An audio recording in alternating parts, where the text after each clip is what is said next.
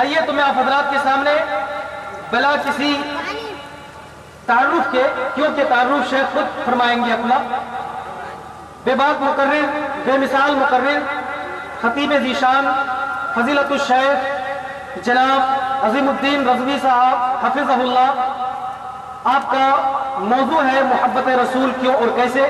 انشاءاللہ تبارک و تعالی شیخ محترم بہت کچھ اس میں بتائیں گے، آپ توجہ کے ساتھ سماعت فرمائیں۔ السلام علیکم ورحمۃ اللہ وبرکاتہ۔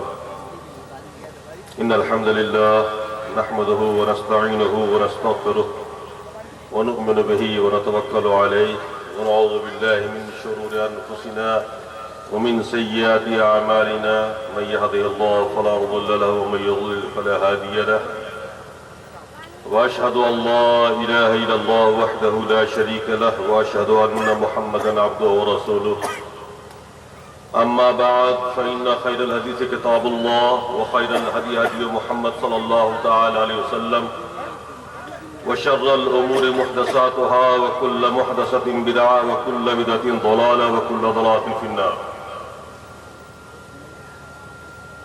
اعوذ باللہ من الشیطان الرجیم، بسم اللہ الرحمن الرحیم۔ قل ان کنتم تحبون اللہ فاتبعونی یحببکم اللہ ویغفر لکم ذنوبکم۔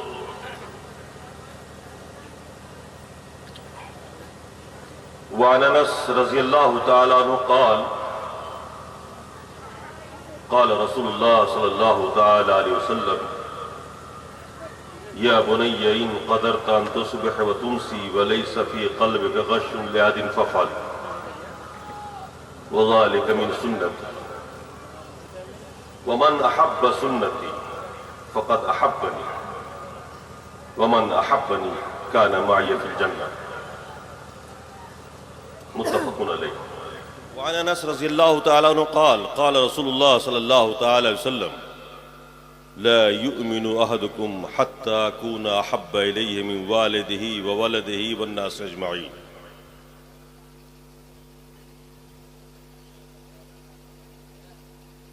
وعن انس رضی اللہ تعالی عنہ قال قال رجل یا رسول اللہ متى الساعة؟ قال ويلك وما عددت لها؟ قال ما عددت لها إلا أني أحب الله ورسوله۔ قال أنت مع من أحببت۔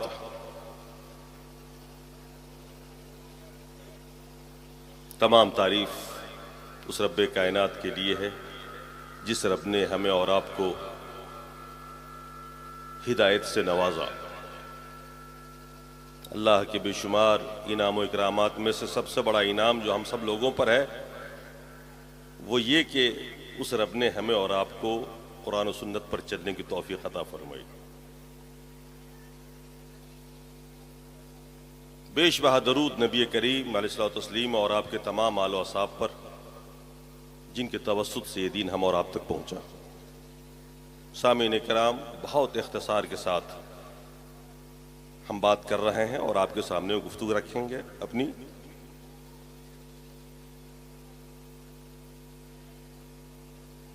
آپ پریشان نہ ہو یہ سوچ کر کہیں لمبی تحقیق کرنے لگیں گے۔ میرا اصول تو یہ ہے کہ اگر مجھے 1 گھنٹہ ٹائم ملتا ہے تو میں آدھا گھنٹہ ہی کرتا ہوں، کہ آپ سے زیادہ جلدی ہمیں خود لگی رہتی ہے۔ جب تک آپ کے اندر سننے کا شوق ہوگا انشاءاللہ پروگرام اسی وقت تک چلے گا۔ میں نے ایک آیت آپ کے سامنے پیش کی ہے اور 2-3 احادیثیں پیش کی ہیں۔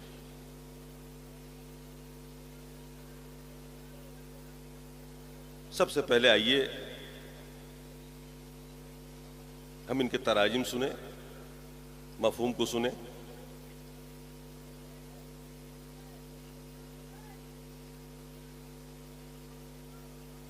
قرآن کریم کی ایک آیت جو میں نے آپ کے سامنے پڑھی ہے، اللہ تبارک و تعالیٰ نے فرمایا قل ان کنتم تحبون اللہ فاتبعونی یحببکم اللہ۔ اے رسول آپ کہہ دیجئے لوگوں سے اگر تم واقعی اللہ سے محبت کرتے ہو تم میری اتباع کرو۔ اللہ تم سے محبت کرے گا اور تمہارے گناہوں کو بخش دے گا۔ واللہ غفور رحیم، اور اللہ بخشنے والا مہربان ہے۔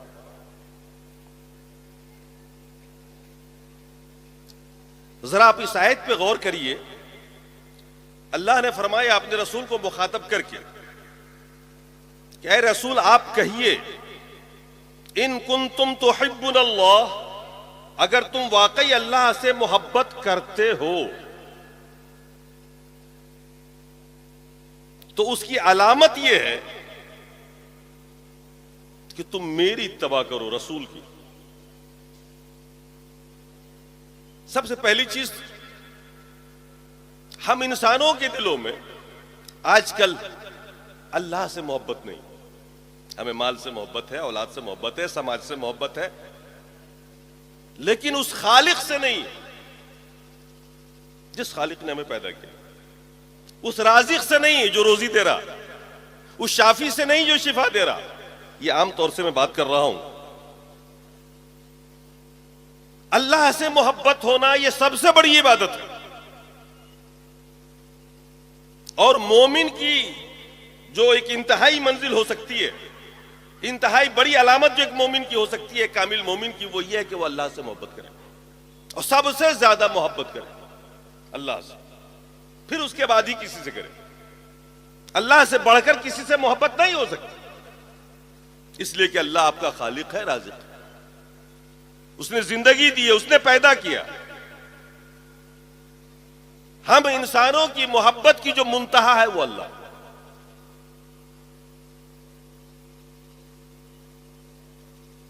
لیکن یہ تو محبت کرنے والی بات ہے، اظہار محبت کی شکل کیا ہے؟ اپنی محبت کو ظاہر کرنے کے لیے ہم کیا کریں کہ لگے واقعی آپ کو اللہ سے محبت ہے؟ ایک ہے محبت اور ایک ہے اظہار محبت۔ محبت کرتے ہیں آپ کے دل میں، دکھتا نہیں کسی کو، دکھتا کب ہے؟ جب آپ محبت کا اظہار کرتے ہیں، لفظوں کے ذریعے، اداؤں کے ذریعے، خدمات کے ذریعے، چائے پلا کر، ناشتہ کرا کر، یہی سب ہے نا اظہار محبت، یہی سب ہے نا اظہار محبت۔ آپ کو مجھ سے محبت ہے، روک کے کہیں بھی چائے پلاتے ہیں، مجھے آپ سے ہے، روک کر کھانا کھلاتے ہیں، اظہار محبت کی شکل ہے۔ دو چیزیں اس آیت کے اندر اللہ نے فرمایا، اگر تم اللہ سے محبت کرتے ہو تو اظہار محبت یہ ہے کہ میرے رسول کی اتباع کرو۔ کیا بات ہے! یہ نہیں کہ اللہ نے اگر تمہیں اللہ سے محبت ہے تو نماز پڑھو، روزہ رکھو، حج کرو، زکات دو۔ کیا کہا؟ میرے رسول کی اتباع کرو۔ یہ ہے اظہار محبت۔ آپ کتنے بھی نعرے لگا رہے ہیں کہ مجھے اللہ سے محبت ہے، اللہ نہیں ماننے والا، اور عقل مند لوگ بھی نہیں مانیں گے، کیونکہ اظہار محبت چاہیے رسول کی اتباع کے ذریعے، تب جا کے یقین آئے گا کہ واقعی آپ کو اللہ سے محبت ہے۔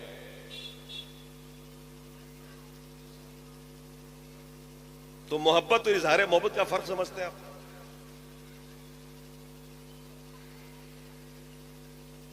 اس کا فائدہ کیا ملے گا آپ کو اگر آپ محبت کرنے لگے اللہ سے؟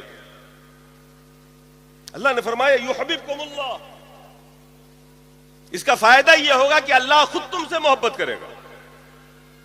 اگر تم رسول کی اتباع کرو گے، خود اللہ تم سے محبت کرے گا۔ دوسرا فائدہ وَيَغْفِرْ لَكُمْ ذُنُوبَكُمْ، تمہارے گناہوں کو بخش دے گا۔ ظاہر سی بات ہے جب اللہ آپ سے محبت کرے گا تو آپ کے گناہوں کی لسٹ کیوں رکھے گا؟ وہ محبوب کے جرائم کی لسٹ نہیں رکھے جاتے۔ محبت کا کتنا بڑا فائدہ ہے دیکھ رہے ہیں آپ اللہ سے۔ آپ سوچیں گے مولانا محبت رسول پہ تقریر کرنا ہے، آپ کو محبت الہی پہ کر رہا ہے۔ میں اس لیے بتا دے رہا ہوں کہ محبت اور اظہار محبت دونوں کی شکل آپ کم سے کم سمجھ لیں اس آیت کے اندر۔ اور اللہ سے محبت تو سب سے زیادہ آپ کو ہونی ہے، آل اولاد، دھن دولت سب سے زیادہ۔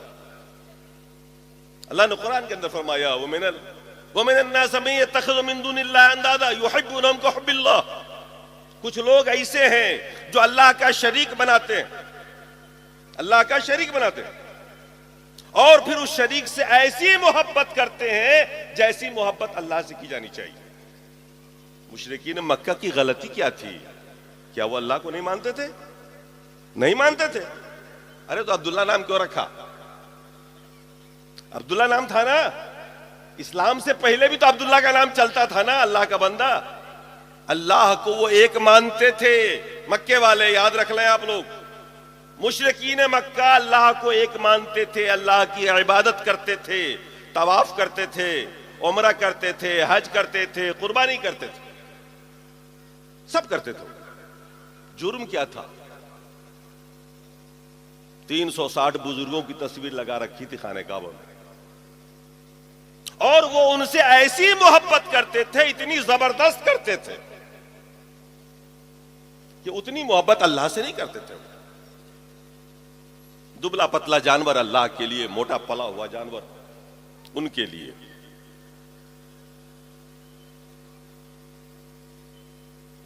میں شاہپورے میں تھا، ایک اسماعیل صاحب ہیں سائیکل والے، بچہ جانتا ہے یہ، دیکھا ان کے یہاں ایک بکرا موٹا پلا ہوا تھا. میں نے کہا بھائی صاحب قربانی کا جانور بڑا شاندار پال رکھا آپ نے. کہنے لگے نہیں یہ تو غریب نیاز کے لیے ہے غوث پاک کا. میں نے کہا قربانی کا؟ کہنے لگے وہ دبلا پتلا ہے گھر پہ رکھا ہوا. میں نے کہا ایسا کیوں؟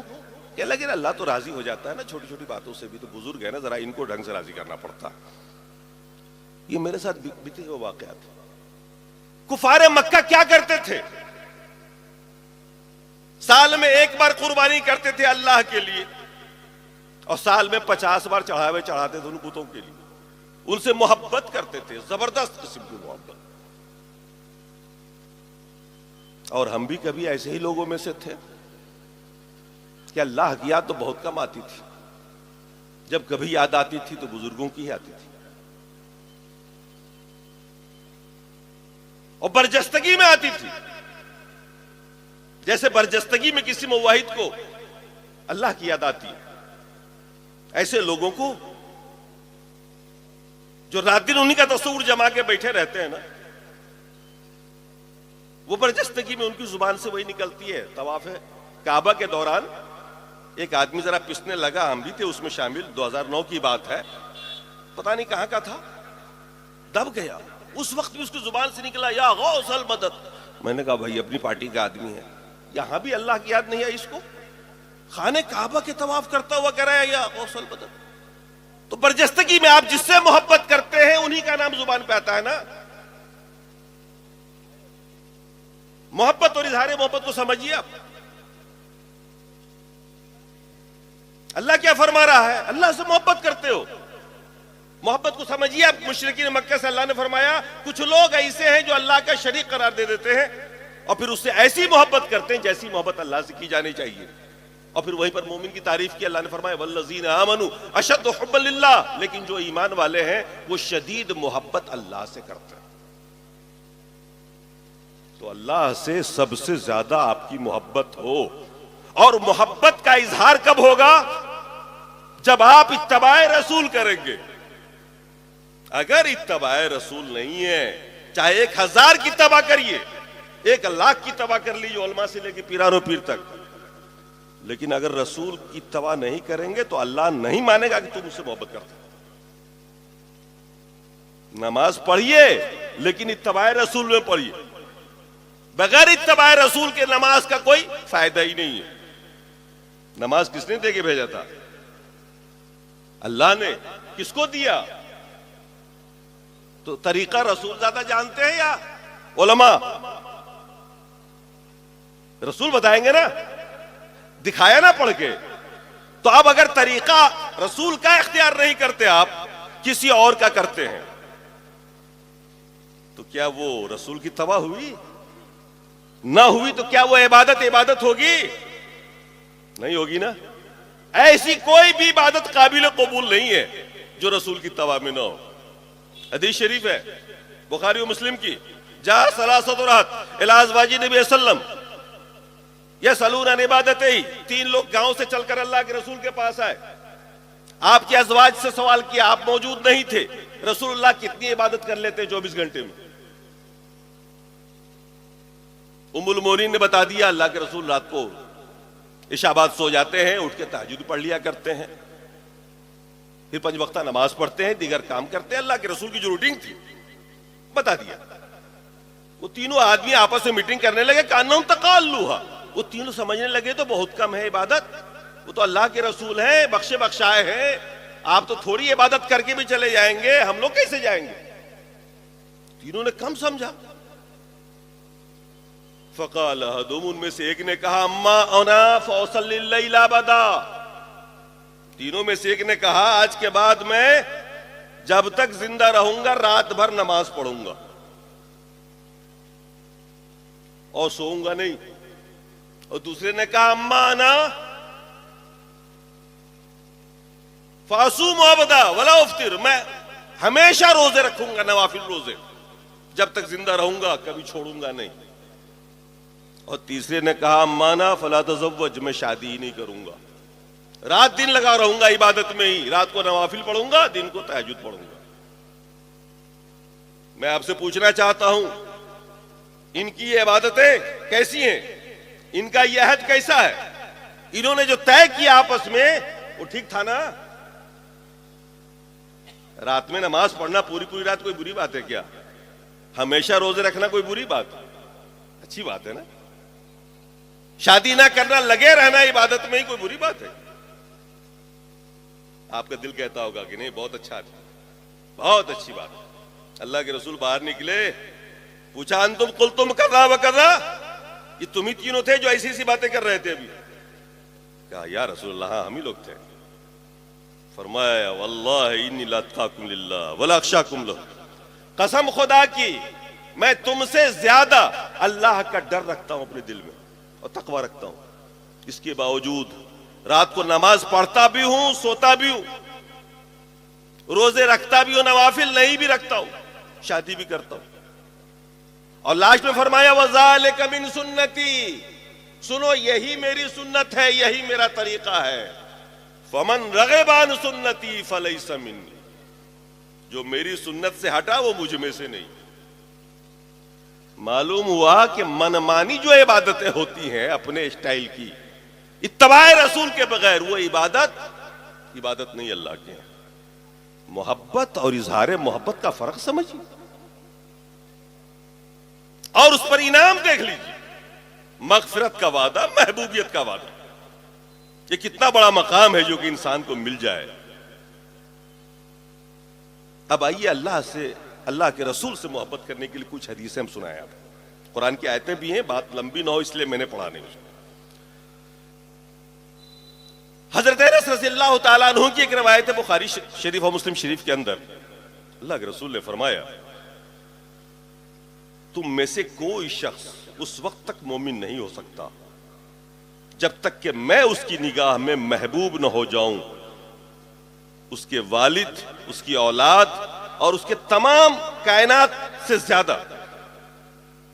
یہ اللہ کے رسول کا فرمان ہے کہ اللہ کے رسول سے جب تک اتنی محبت آپ کو نہ ہو جائے کہ دنیا کی ساری کائنات پھیکی لگنے لگے رسول کے سامنے میں، اور پیغامات رسول کے سامنے میں، ارشادات رسول کے سامنے میں، جب تک سارے علماء کی دیواریں نہ ڈھہ جائیں، اس وقت تک اپنے آپ کو مومن نہ سمجھیے گا۔ اور ایک تیسری روایت سناتا ہوں آپ کو، اس میں تو محبت رسول کا ثبوت ہے۔ حضرت انس سے ایک اور روایت فرماتے ہیں، ایک آدمی آیا اللہ کے رسول کے پاس، اس نے کہا، اس آدمی نے پوچھا متی الساعہ یا رسول اللہ، قیامت کب آئے گی؟ اللہ کے رسول نے پوچھا ما عددت لہا، تیاری کیا کر رکھی ہے تو نے قیامت کے لیے؟ اللہ کے رسول نے پوچھا تو نے قیامت کا سوال کیا ہے نا، یہ بتا تیاری کیا ہے تمہارے پاس؟ صحابی نے کہا ما عددت لہا الا انی احب اللہ ورسولہ، تیاری تو کچھ بھی نہیں ہے یا رسول اللہ میرے پاس، ہاں یہ ہے کہ میرے دل میں اللہ اور اللہ کے رسول سے محبت اور شدید محبت ہے۔ اللہ کے رسول نے فرمایا انت مع من احببت، تو اسی کے ساتھ قیامت کے دن رہے گا جس سے تو نے محبت کی، جس سے تجھے محبت ہے اٹھے گا بھی تو اسی کے ساتھ۔ انس کہتے ہیں فما فرحوا بشیء بعد الاسلام فرحوا بها، اس خوشخبری کے بعد مسلمانوں میں ایسی خوشی کبھی نہ دیکھی گئی جو خوشی یا تو اسلام قبول کرتے وقت ملی تھی یا اس خوشخبری کے وقت ملی تھی کہ جو محبت کرے گا اللہ رسول سے اس کے ساتھ ہوگا. یہ سب محبت رسول اور محبت الہی کے ثبوت میں نصوص پیش کر رہا ہوں آپ کے سامنے. ایک حدیث اور سن لیجئے جس میں محبت اور اظہار محبت کو دکھایا گیا. اللہ کے رسول کا فرمان ہے, روایت ہے انس سے, فرماتے ہیں انس اللہ کے رسول نے ایک دن پیار سے مجھے کہا یا بنیہ. بنیہ تصغیر ہے, بچوں پیار سے کہتے ہیں نا, اتنا چھوٹے تھے. اللہ کے رسول نے پیار سے کہا بیٹے ان قدرت, اگر تیرے پاس یہ طاقت ہو کہ صبح و شام تم اس حال میں کر سکو کہ تیرے دل میں کسی کے لیے برائی کا جذبہ نہ ہو, کینہ کپٹ نہ ہو, کسی کی بدخواہی نہ کرو, اگر صبح و شام تو اس حال میں کر سکتا ہے کہ تیرے دل میں کسی کے لیے برائی نہ ہو, ففعل, تو ایسی زندگی گزار لے. وَذَلِكَ مِن سُنَّتِي, فرمایا اللہ کے رسول نے یہی میری سنت ہے, یہی میرا طریقہ. وَمَنْ أَحَبَّ سُنَّتِي فَقَدْ أَحَبَّنِي, یہ بات سننے کی اللہ کے رسول نے فرمایا, اور جس نے میری سنت سے محبت کی اس نے مجھ سے محبت کی. وَمَنْ أَحَبَّنِي كَانَ مَعِيَ فِي الْجَنَّةِ, اور جو مجھ سے محبت کرے گا جنت میں میرے ساتھ ہوگا. اس حدیث میں جو بات دکھانی ہے وہ یہ کہ محبت اور اظہار محبت کا فرق سمجھ میں آتا.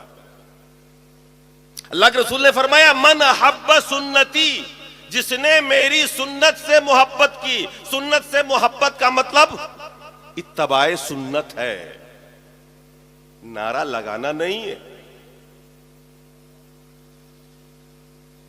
یہ نعرہ لگانے سے کام چل جائے گا؟ نعرہ نہیں لگنا چاہیے, سنت پہ چل کے دکھائیے, اتباع کر کے دکھائیے. من احب سنتی فقد احبنی. اور یہ تو خوشخبری ہے, فرمایا اللہ کے رسول نے من احبنی کان معی فی الجنہ, جو مجھ سے محبت کرے گا جنت بھی میرے ساتھ ہوگا. یہ تو نتیجہ ہے, ریزلٹ ہے. لیکن اظہار محبت کی شکل کیا بتائی رسول اللہ نے؟ اتباع سنت نہ کہ بدعت. سنت کی اتباع کرنی ہے, بدعت کی نہیں کرنی ہے. یہ بہت پیاری بات ہے, سمجھنے والی بات. جو لوگ بدعتیں کرتے ہیں اور پھر یہ سمجھتے ہیں کہ ہم محبت رسول کر رہے ہیں, یہ غلط ہے. سمجھنا چاہیے آدمی کو, سنت سے محبت ہی اتباع رسول.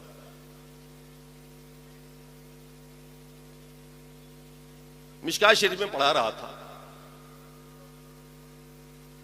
جیسا کہ اڑتی ہوئی خبر آپ نے سن لیا ہوگا, میری شکچھا اور دکچھا, پیدائش, تعلیم, تربیت اتفاق سے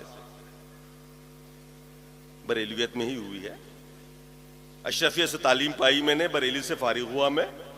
میرا آدھا خاندان تو آج بھی بریلی ہے, پورا کے پورا گاؤں بریلی. اس بچے نے دیکھا ہے جا کر کے میرے گاؤں کو. مدرس بھی ہوا, شیخ الحدیث بھی بن کے انہی کے اداروں میں بیٹھا. 18 سال تک شیخ الحدیث رہا. مشکات شریف پڑھا رہا تھا, ایک حدیث آئی, ہم بھی وہ سب کرتے تھے جو سارے لوگ کرتے تھے. میں ایک حدیث پڑھا رہا تھا, حدیث آئی عن العرباض الساریہ قال صلی بنا رسول اللہ صلی اللہ علیہ وسلم ذات یوم ثم اقبل علینا بوجهه فوعظنا موعظة بلیغة ظرفت من العیون وجلت من القلوب فقیل له كأنه هذه موعظة مودع یا رسول اللہ فاوصینا قال اوصیکم بتقوى الله والسمع والطاعة وإن كان عبدا حبشيا فإنه من يعش منكم بعدي فسيرى اختلافا كثيرا فعليكم بسنتي وسنة الخلفاء الراشدين المهديين وتمسكوا بها وعضوا عليها بالنواجذ إياكم ومحدثات الأمور فإن كل محدثة بدعة وكل بدعة ضلالة. حدیث پڑھا رہا تھا, ارباز ابن ساریہ رضی اللہ تعالیٰ عنہ کی روایت آئی. فرماتے ہیں ارباز ابن ساریہ, اللہ کے رسول نے کسی دن ہم لوگوں کو نماز پڑھائی. نماز کے بعد متوجہ ہو گیا ہماری طرف اور نصیحت کی اللہ کے رسول, موعظۃ بلیغہ, زبردست نصیحت کی. ایسی نصیحت ذرفت منها العیون، آنکھیں بہ پڑی، لوگ رونے لگے صحابہ، دل دھڑک اٹھے۔ کسی صحابی نے کہا اللہ کے رسول ایسا لگ رہا ہے جیسے کہ دنیا سے جانے والا انسان آخری وصیت کرتا ہے، دل پہ اثر ہو رہا ہے، تھوڑی سی اور کر دیجئے نصیحت و وصیت۔ اللہ کے رسول نے فرمایا اوصیکم بتقوی اللہ، میں تمہیں وصیت کرتا ہوں کہ اللہ سے ڈرتے رہنا، تقوی اختیار کرنا۔ والسمع والطاعہ، اور دوسری وصیت یہ ہے کہ سمع و طاعت کا جذبہ رکھنا امیر کے لیے، جو تمہارا امیر ہو نا اس کی بات سننا بھی اور ماننا بھی۔ وَإِنْ كَانَ عَبْدًا حَبْشِيًّا، اگرچہ وہ کالا غلامی کیوں نہ ہو جس کو تم نے امیر بنائے رکھا ہے، وہ چاہے کم تر ہی کیوں نہ دکھے مگر اس کی بات ماننا، یہ دوسری وصیت۔ پھر فرمایا پیشین گوئی اللہ کے رسول کی دیکھیں، فرمایا فَإِنَّهُ مَن يَعِشْ مِنكُم بَعْدِي، کیونکہ تم میں سے جو لوگ میرے بعد زندہ رہیں گے نا بڑا اختلاف دیکھیں گے امت کے اندر، بڑا اختلاف، اور ہم بھی دیکھتے تھے اور آپ بھی دیکھ رہے ہیں۔ ایسے موقع پر تم کیا کرو گے؟ تیسری وصیت اللہ کے رسول نے فرمایا فَعَلَيْكُمْ بِسُنَّتِي، میری سنت پہ چلنا اور میرے خلفائے راشدین کے طریقے پہ چلنا۔ علیکم بسنتی وسنت الخلفاء الراشدین المہدیین، تمسکوا بها، مضبوطی سے تھام لینا اس سنت کو، وعضوا علیہا بالنواجذ، دانت کے اس چو سے پکڑ لینا، جب مضبوطی سے پکڑی جاتی ہے تو یہاں سے پکڑتا ہے۔ اور فرمایا ایاکم ومحدثات الامور، دین میں نئے نئے کام نکالنے سے بچنا، بدعات سے بچنا۔ کیوں؟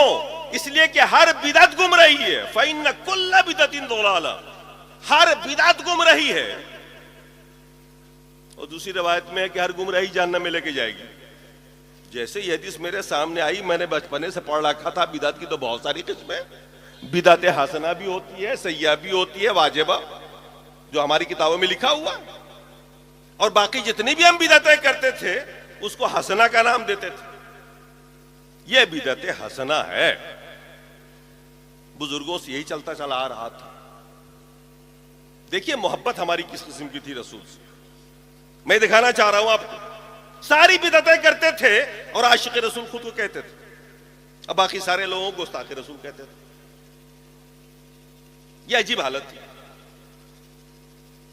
میں نے یہ حدیث جب پڑھی میں نے کہا اللہ کے رسول کا تو فرمان ہے کلو بدعت ضلالہ، یہ ہمارے علماء لکھتے ہیں بدعت کی دو قسمیں ہیں، حسنہ اور سیئہ۔ میں کہا رسول سے بھی زیادہ جان گئے، اللہ کے رسول نے فرمایا کلو بدعت ضلالہ، ساری کے ساری بدعت گمراہی ہے، اور ہمارے علماء کہتے تھے نہیں بدعت دو قسم کی ہے۔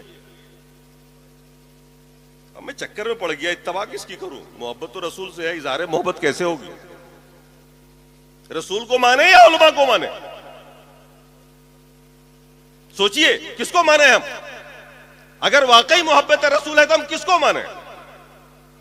رسول کو ماننا پڑے گا نا، ماننا پڑے گا کلو بدعت ضلالہ۔ ہم ایسا نہیں کر سکتے کہ جو چیزیں میٹھی لگے پسند آئے جس میں آمد ہو اس کو کہہ دیں یہ حسنہ ہے، اور جس میں فائدہ نہ ہو چلو سب صحیح ہے۔ لیکن جب ہم نے کہا کہ بھئی دیکھو رسول کی بات مانو طلبہ سے، بدعت کی کوئی قسم نہیں ہے، تو طلبہ نے جانتے ہیں کیا کہا؟ حضرت اتنے بڑے بڑے عالموں نے جو لکھا ہے کیا ان سے زیادہ آپ سمجھ رہے ہیں؟ فلاں حضرت فلاں صاحب نے لکھا، ماننے کو تیار نہیں۔ کیوں؟ اس لیے کہ پہاڑ ہے سر عالموں کا۔ میں نے کہا بھئی یہ عربی میں ہے، ہم سمجھ رہے ہیں، تم سمجھ رہے ہو، سارے لوگ سمجھ رہے ہو، پھر بھی ہمت کیوں نہیں ہو رہی ہے کہ رسول کی بات کو آنکھ بند کر کے مان لے؟ محبت ہے رسول کا دعویٰ ہے، رسول کی بات کو مانو۔ کیا رسول سے بڑے بھی کوئی ہے؟ وہ کہتے ہیں نہیں رسول سے بڑے تو نہیں ہے، لیکن بہرحال یہ تو ماننا پڑے گا کہ رسول کو جتنا انہوں نے سمجھا ہم نے نہیں سمجھا۔ یہ کیسے کہہ رہے ہو کہ تم نے سمجھا انہوں نے نہیں سمجھا، یا انہوں نے سمجھا تم نے نہیں سمجھا؟ کہ اتنی عظمت سنتے چلے آ رہے ہیں بچپنے سے، کوئی دریا میں پانی پہ چل رہا ہے، کوئی ہواؤں میں اڑ رہا ہے، کرامتیں ہی کرامتیں چلتی رہتی تھی. سن کے دماغ تو اتنا پک جاتا تھا، اتنا اونچا ہو جاتا تھا کہ رسول کی تو کرامت ہمیں نظر ہی نہیں آتی تھی، ساری کرامتیں بزرگوں کی نظر آتی. تو شروع میں تو میری بھی ہمت نہیں ہوتی تھی، برداشت کر لیتے تھے. رفع دین کی حدیثیں آتی تھی، جب مشکات پڑھاتے تھے تو رفع دین کی حدیثیں آ رہی، لگاتار آ رہی، 18 حدیثیں اللہ کے رسول رفع دین کرتے مشکات شریف کے اندر، بخاری و مسلم کے حوالے سے. لیکن شروع میں ہر حدیث کی تعویل کرتے رہے، جو استاذوں نے سکھایا تھا. یقین جانیے کہ ہم لوگوں کو حدیث پڑھایا جاتا تھا حدیث کی تعویل سکھانے کے لیے. وہ حدیث اس لیے نہیں پڑھایا جاتا تھا کہ حدیث رسول تم پڑھو، پڑھایا بھی جاتا، تبرکن پڑھا دیا جاتا تھا. بخاری کے 10 صفحے پڑھا دیا، دستار لپیٹ دی. تب جب بخاری مسلم کو ہی نہ پڑھے تو ہم کیا جانے دی؟ دین تو ہے قرآن و سنت میں، قرآن پڑھنے کا سسٹم ہی نہیں تھا. وہ تو صرف خوانی کے لیے تھا، جب کوئی مر جاتا تو قرآن خوانی ہوتی تھی، اور اس میں ہم جاتے نہیں تھے، طلبہ جاتے تھے. یہ لوگ تو قرآن پڑھ نہیں پاتے تھے، سمجھ نہیں پاتے تھے، وہاں رواج ہی نہیں قرآن کو سمجھ کے پڑھے. اور کیوں رواج ہو جب ان کے یہاں یہ عقیدہ مسلم تھا کہ جو قرآن و حدیث خود سمجھنے کی کوشش کرے گا وہ گمراہ ہو جائے گا. اس کو سمجھایا بزرگوں نے، تالا تو پہلے بند کر دیا نا. ہم سمجھنے کی کوشش بھی نہیں کر سکتے، ڈر لگتا ہے کہیں گمراہ نہ ہو جائے. تو نکلتا تھا صرف قرآن خوانی کے وقت. اس لیے نہ قرآن سمجھتے تھے نہ حدیث سمجھتے تھے. لیکن الحمدللہ ہم نے تعلیم پائی، فارغ ہوئے، عربی ادب ٹھیک ٹھاک تھا، پڑھانے بیٹھے تو حدیث پڑھانا ہی میرا شوق تھا، میرا کام تھا، ذمہ داری بھی وہی تھی. ایک بار ایک صاحب کے ماں کا انتقال ہو گیا، بڑے مالدار آدمی تھے. تو انہوں نے کہا کہ حضرت دعا کے لیے تو آپ ہی کو آنا پڑے گا. لاسٹ میں کار لے کے آ گئے. میں کہا چلیے. میں جب پہنچا وہاں تو قرآن خوانی میں 10-5 منٹ ٹائم بچا ہوا تھا. تو میں نے دیکھا لوگ ابھی قرآن پارا وارا ہاتھ میں لیے ہوئے ہیں، تو میں نے بھی ٹائم پاس کرنے کے لیے ایک پارا لے لیا ہاتھ. دیکھیے ہم لوگوں کا نظریہ ٹائم پاس ہوتا تھا، پڑھتے نہیں تھے. پڑھتے تو سمجھتے نہیں، کوشش کرتے نہیں تھے. اتفاق سے پڑھنے لگا، ایک آیت آئی، قُلْ لَا أَقُولُ لَكُمْ عِنْدِي خَزَائِنُ اللَّهِ وَلَا أَعْلَمُ الْغَيْبَ. اے رسول آپ کہہ دیجئے، قرآن کی آیت ہے، اللہ فرما رہا ہے رسول آپ کہہ دیجئے اللہ کے خزانے میرے پاس نہیں، میں غیب نہیں جانتا ہوں. میں پڑھ کے چکرانے لگا. میں نے کہا یہ کیا بات ہے بھائی، عالم الغیب ہونے کا تو عقیدہ ہے ہمارا رسول کا. ہم تو رسول کو غیب داں مانتے ہیں نا، یہ تو ہمارا بنیادی عقیدہ ہے. جس کو جو نہ مانے اس کو ہم تو مسلمان مانتے ہی نہیں تھے اس زمانے میں. جب وہاں سے دعا ہوا کر کے مدرسہ پہنچے، مدرسین سب آئے آفس میں. میں نے قرآن کا وہ پارا کھول کے رکھ دیا علماء کے سامنے میں. میں نے کہا حضرت یہ آپ سب لوگ عربی جانتے ہو نا، ذرا ترجمہ کریے گا. لا عالم الغیب کا معنی کیا ہوتا ہے؟ سب نے کہا میں غیب نہیں جانتا ہوں. میں نے کہا دیکھیے یہی بات اللہ کہلوا رہا ہے رسول سے، میں غیب نہیں جانتا ہوں. سب نے دیکھا، مگر جانتے ہیں کیا ہوا؟ کہنے لگے حضرت اس کا مطلب تو ہمارے علماء سے زیادہ ہم تھوڑی سمجھ سکتے ہیں. میں نے کہا ترجمہ بھی کر رہے ہو؟ لا علم الغیب کا ترجمہ تو معمولی عربی پڑھا لکھا بھی کر دے گا، اور تم بھی کر رہے ہو. تم کو اب بھی شک ہو رہا ہے، یقین نہیں ہو رہا ہے. یہ قرآن کی آیت ہے. اور پھر میں نے علم غیب کے حوالے سے تلاش کرنا شروع کیا، اور بہت ساری آیتیں نظر آئیں، اور ایسی ایسی آیتیں نظر آئیں جہاں تعویل کر ہی نہیں سکتے. قُلْ لَا يَعْلَمُ مَنْ فِي السَّمَاوَاتِ وَالْأَرْضِ الْغَيْبَ إِلَّا اللَّهُ. اللہ فرما رہا ہے رسول آپ کہیے زمین والوں آسمان والوں میں سے کوئی بھی غیب نہیں جانتا اللہ کے علاوہ. زمین والوں آسمان والوں جتنے بھی مخلوقات زمین اور آسمان میں ہیں، ان میں سے کوئی غیب نہیں جانتا اللہ کے علاوہ. یہی تو ہے عبارت کا ماحصل. مگر پھر بھی ایک پہاڑ سر پہ ہے کہ فلاں صاحب نے فلاں بزرگ نے ہم سے زیادہ سمجھا. ترجمہ بھی کر رہے ہو آپ لوگ، عالم بھی ہو، سمجھ بھی نہیں رہے ہو. میں نے کہا تو پھر ایسا کرو یار، اپنی اپنی ڈگری جمع کراؤ، نکلو مزدوری کرو، کہہ دو آج کے بعد میں عالم نہیں ہوں. دیکھیے یہ ہے سنت کو پہچان کر کے بھی اس پہ عمل نہ کرنا. محبت اور اظہار محبت کا فرق دیکھیے آپ. ایک چیز سے محبت ہے مگر اظہار محبت کا طریقہ بھی معلوم نہیں اور ہمت بھی نہیں. اور جب میں ایسی ایسی باتیں کرتا تھا نا، لوگ مجھے کہتے تھے کہ آپ آؤٹ ہوتے چلے جا رہے ہیں، کثرت علم کی وجہ سے آپ گمراہ ہو رہے ہیں. میں سوچتا تھا محبت رسول، محب رسول میں ہوں، عاشق رسول میں ہوں، نعرہ لگتا تھا، سب کچھ کرتے تھے، ایک ایک کام کرتے تھے محبت رسول کے لیے، تو کچھ بھی کر سکتے تھے مگر نعرہ کے حد تک عمل نہیں کرتے تھے. لیکن جب شعور آیا، سمجھ آئی کہ نجات اس راہ میں ہے کہ رسول سے محبت بھی کرو اور اتباع بھی کرو، اور جب اس کی بات اٹھائی جاتی تو کہا جاتا کہ یار آپ کا عقیدہ خراب ہو رہا. مجھے بڑی حیرت ہوتی تھی دیکھ دیکھ کر کے.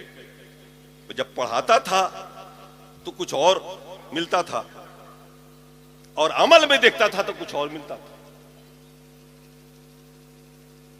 ہدایہ کتاب کا نام ہے اور میں 18 سال تک ہدایہ پڑھاتا رہا ہوں. ہدایہ کے اندر اس کے مقدمے میں لکھا ہے کہ عالم نے الہدایہ کل قرآن، ہدایہ کو کہا قرآن کے مانند، اور ہدایہ میں ہی پڑھایا کرتا تھا. یہ سب سے بڑی کتاب فقہ کی تھی. اس میں ایک مسئلہ آیا، طلاق معلق کا. طلاق معلق سمجھتے ہیں آپ؟ کسی چیز کو کسی چیز پر لٹکا دینا، مشروط کر دینا. کسی آدمی نے یہ کہا، کمارا ہے، کسی آدمی نے یہ کہہ دیا کہ میں جب جب شادی کروں میری بیوی کو 3 طلاق مغلظہ. دیکھیں ابھی شادی نہیں ہوئی لیکن وہ طلاق دے رہا. کیا کہہ رہا ہے؟ میں جب جب شادی کروں تب تب 3 طلاق مغلظہ. ہدایہ میں لکھا ہے کہ اگر کوئی آدمی کنوارے میں ایسا بول دے، ایسا کہہ دے، تو شادی نہیں کر سکتا، کیونکہ جب جب کرے گا تب تک آٹومیٹک طلاق ہو جائے گی. جب میں نے پڑھایا اس سبق کو ہدایہ کے اندر تو شاگرد تھے 4-5 ایک، ان میں سے ایک کا نام تھا سعید. یہ بچہ جانتا ہے سامنے بیٹھا ہوا، وہ ذرا فلسفی ٹائپ تھا. پڑھنے کے بعد جب روم میں گیا اس نے تکرار کرایا، دہرایا سارے ساتھیوں کو بٹھا کر کے، اور اس رو میں کہہ گیا کہ میں جب جب شادی کروں میری بیوی کو طلاق مغلظہ.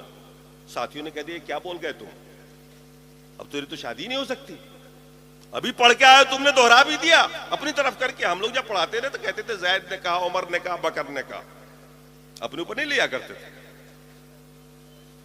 اس نے کہا کہ یار چھوڑو ہم نہیں کریں گے شادی وادی.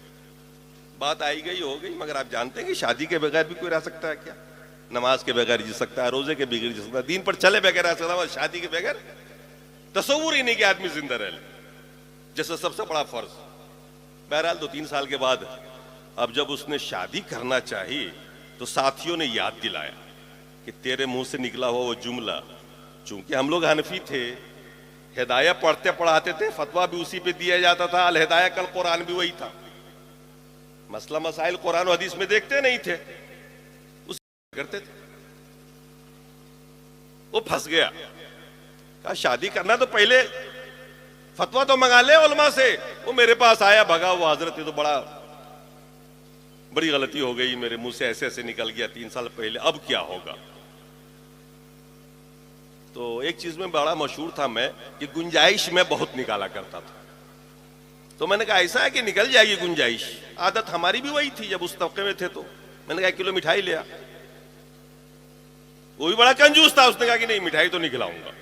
میں نے کہا پھر حل بھی نہیں کروں گا، کیونکہ اس کے بغیر روشنی آتی ہی نہیں دماغ میں. عادت تھی. وہ بھی ضد پڑ گیا. اب اس نے فتاوے استفتاء لکھنا شروع کیا بڑے بڑے اداروں کو، جو اس وقت کے بڑے بڑے مفتی تھے سب کو لکھا، اور ہر طرف سے یہی جواب آیا کہ نکاح کی کوئی صورت باقی نہ رہی، تم جتنی بار بھی نکاح کرو گے طلاق آٹومیٹک ہوتی چلی جائے گی. ہمارے یہاں سالانہ جلسہ تھا دستار بندی کا، مفتی صاحب آئے ہوئے تھے. وہ مفتی صاحب کے پاس گیا کہ حضرت حل کر دیجئے. اس نے بھی یہی کہا کہ بھائی دیکھو اگر یہ مسئلہ حل کر سکتے ہیں تو رضوی صاحب ہی کر سکتے ہیں، اور کسی کے بس کی بات نہیں. وہ لاسٹ میں میرے پاس آیا، مٹھائی لے کے آیا. تو میں نے کہا چلو صبح کا بھولا شام کو گھر آ گئے تو اس کو بھولا ہوا نہیں کہتے ہیں. میں حدیث پڑھایا کرتا تھا, ایک حدیث میرے سامنے تھی اور یہ جرأت تھی کہ میں حدیث پہ چلوں, فقہ کو چھوڑوں, کیونکہ یہی باتیں جو دل میں پیدا ہوا کرتی تھی نا کہ محبت رسول کی شکل یہ ہے کہ اتباع سنت ہو, اتباع علماء نہ ہو. ایک حدیث میں نے پڑھائی, لا طلاق قبل النکاح, اسی مشکات کے اندر, کتاب الطلاق کے اندر یہ حدیث, لا طلاق قبل النکاح, نکاح سے پہلے طلاق کا اختیار نہیں. اللہ کے رسول نے فرمایا نکاح سے پہلے طلاق کا اختیار نہیں. یہاں کہا کیا جا رہا ہے, نکاح ہوا نہیں, قبل از وقت وہ کہہ رہا ہے جب جب کروں تب تب. میرے سامنے میں وہ حدیث تھی, میں نے لکھا جواب, میں نے کہا 1 کر 2 کر 3 کر 4 کر.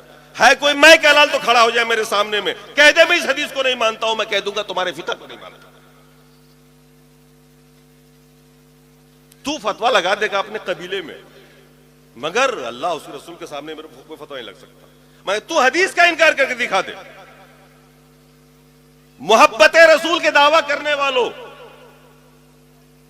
اظہار محبت کرو, اتباع رسول کرو, سنت پہ چل کے کرو. مجھے محسوس ہوا کہ زبردست ٹکراؤ ہے, زبردست تضاد. رفع دین کی اتنی حدیثیں پڑھاتا رہا اور ہم لوگوں کا کام 6 سال تک صرف یہ رہا, اللہ معاف کرے, مجھے تو ایسا لگتا ہے کہ میں بس مسلمان ہی ابھی ہوا ہوں. صرف حدیثوں کی تعویلیں کرتا تھا جو تعویلیں سکھائی گئی تھی. پڑھا اسی لیے کہ ہمارے استاذوں نے تعویل سکھایا. رفع دین کی حدیث آئی, تعویل سکھائی گئی کہ صحابہ بت لے کے آتے تھے نا تو اللہ کے رسول نے کہا ہاتھ جھاڑو, تو ہم بھی یہی کہتے تھے یہ ضعیف ہے, یہ فلاں ہے, کہیں نہ کہیں سے کاٹتے نا. ہمارے یہاں ادب و نیاز کا بڑا سلسلہ ہے, کوئی طالب علم استاد سامنے کھڑا نہیں ہو سکتا, سوال نہیں کر سکتا, ورنہ بے ادبی پہ محمول ہو جائے گا, کہہ دیا جائے گا گستاخ ہے, تو سوال کرتا ہے استاد سے. لیکن میرے دل میں ایک دن خیال آیا کہ یہ دیکھا کس نے ہے کہ صحابہ بت لے کے گئے تھے, عقل نہیں مان رہی تھی, کیونکہ جو صحابہ بت چھوڑنے کی وجہ سے اپنے سماج میں تکلیفیں اٹھاتے رہے, آخر ان کو اتنی محبت تھی تو مسلمان ہی کیوں ہوئے تھے؟ یہ کامن سینس کی بات ہے نا, یہ دل میں آنے لگا. میں نے کہا اگر اس صحابہ کو اتنی محبت تھی بت سے, یہ تو بہت بڑا الزام ہو گیا, صحابہ کے اوپر گالی دینے والی بات ہو گئی کہ حضرت بلال کو محبت ہے بت سے, چلے آ رہے نماز پڑھنے, ابو جہل کھینچ رہا ہے, مار رہا ہے, پیٹ رہا ہے, سزا دے رہا ہے, یہاں چھپائے ہوئے بھی, ارے اٹھا کے دکھا دو یار میرے پاس بھی ہے. یہ کیسی بھونڈی تعویل تھی, لیکن ہر آدمی سنتا اور مانتا تھا. بس وہ ایک ذہن ہے بنا ہوا غلامی کا. کامن سینس نے بتایا کوئی ضعیف حدیث بھی تو لاؤ کہ بت چھپایا کرتے تھے اس لیے رفع دین کی بات ہو گئی. ایسا کچھ نہیں تھا, بس چلتا چلا جا رہا. ہم محبت رسول کے چکر میں بدعت کر رہے تھے, رسول سے دشمنی کر رہے تھے. اظہار محبت کر کے دکھاؤ آپ رسول سے. جس دن ان تمام زنجیروں کو آپ توڑ دو گے نا اور اللہ اس کے رسول کی بات کو آنکھ بند کر کے مان لو گے تو سمجھ میں آئے گا کہ ہاں واقعی آپ کو رسول سے محبت. ذرا اپنا کامن سینس استعمال کرو آپ. ہم لوگوں کا زمانہ جو تھا بڑا بیوقوفی کا زمانہ تھا.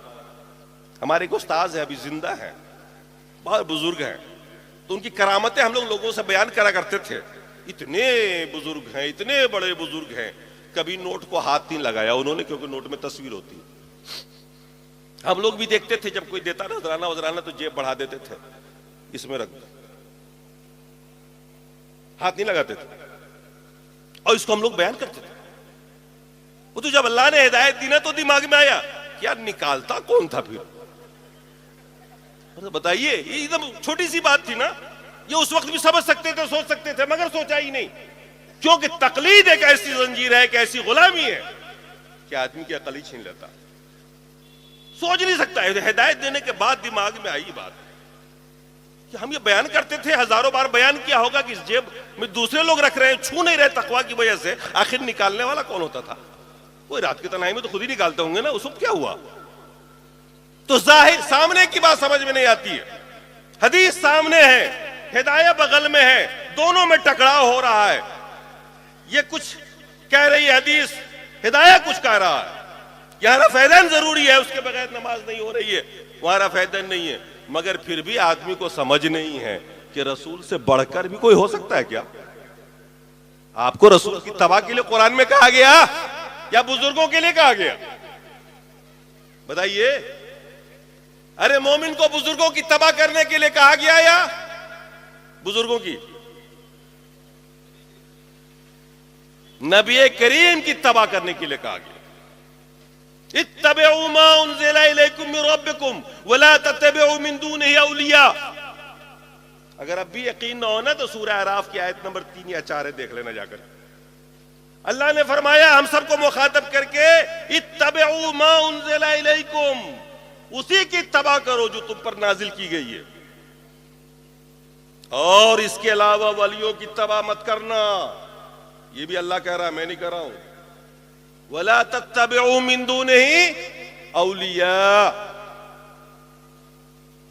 منزل من السماء کے علاوہ، آسمان سے نازل شدہ کتاب و سنت کے علاوہ، آپ سن چکے ہیں، مولانا نے تقریر کی تھی اور بتایا تھا کہ قرآن بھی نازل شدہ کتاب ہے اور حدیث بھی نازل شدہ کتاب ہے.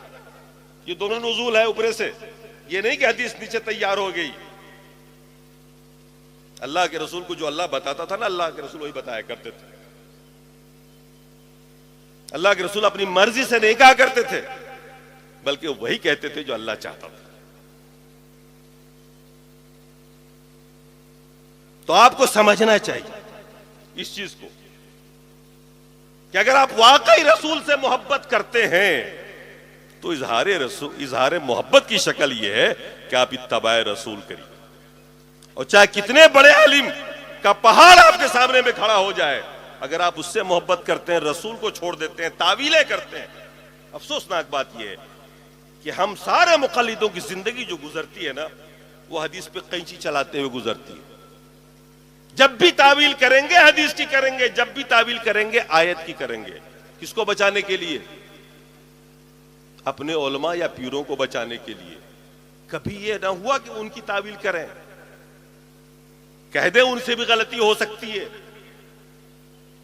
ایسا نہیں کر سکتے وہ، کیونکہ بزرگ ان کے یہاں مقدس ہے. تعویل کریں گے حدیث کی کریں گے، قرآن کی آیت کی کریں گے. یہی محبت رسول ہے کہ جب بھی قینچی چلی تو قرآن و سنت پہ چلی، حدیث پہ نہ، ان کی باتوں پہ نہ چلی.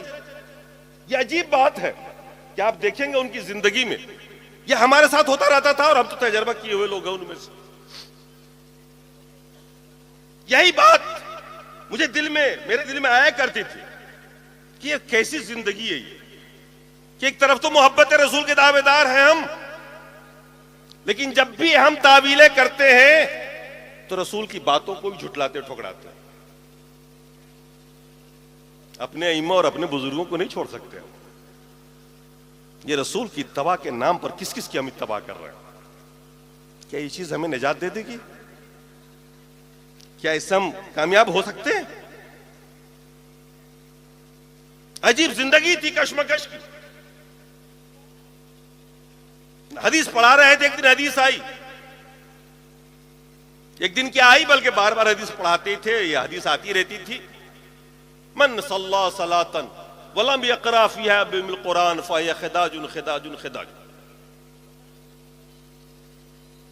کہ جس نے نماز پڑھی اور سورہ فاتحہ نہ پڑھی اس کی نماز ناقص ہے، ناقص ہے، ناقص. ہمارے بزرگوں نے سکھایا تھا یہ تنہا نماز پڑھنے والوں کے لیے اللہ کے رسول نے فرمایا یہ تنہا نماز پڑھے، چاہے وہ امام ہو یا اکیلے نماز پڑھتا ہو، تو سورہ فاتحہ پڑھنا ہی پڑے گا. اگر نہیں پڑھے گا تو نماز نہیں ہوگی. یہ زمانے طالب علمی سے سنتے چلے آئے تھے. مدرسی کے 6 سال 7 سال ہم نے بھی یہی کرتے گزارے. ساتھ میں یہ بھی سن رکھا تھا بزرگوں سے کہ اگر کوئی امام کے پیچھے نماز پڑھے گا سورہ فاتحہ تو اس کے منہ میں اللہ تعالیٰ آگ بھر دے گا قیامت کے دن. یہ بھی ڈر لگا رہتا تھا. یہ بزرگوں نے کہا. اب بزرگوں کا روب تو ہمارے اوپر اللہ سے بھی زیادہ ہوتا تھا.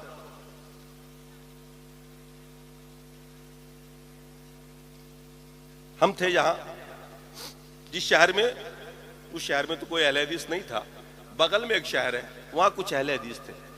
ان کی عادت ہوتی ہے جہاں بھی رہتے ہیں نا کچھ نہ کچھ حدیث قرآن چلاتے ہی رہتے ہیں. اب وہاں کیا ہوا کہ وہ کہتے پھرتے تھے، ایک ہمارا معتقد تھا، مرید چاہنے والا تھا، اس کے سامنے بول دیا کہ سورہ فاتحہ کے بغیر نماز ہوتی نہیں. وہ میری تربیت کیا ہوا تھا، اس نے کہا کہ نہیں پڑھنا ہی نہیں اور نہ منہ میں بھر دی جائے گی. دونوں میں ہوئی بات، گفتگو ہوئی، ہوتے ہوتے مناظرے کی بات ہو گئی اور مناظرہ بھی طے ہو گیا. مجھے ٹیلی فون کر دیا حضرت فلاں تاریخ کو اہل حدیث سے مناظرہ.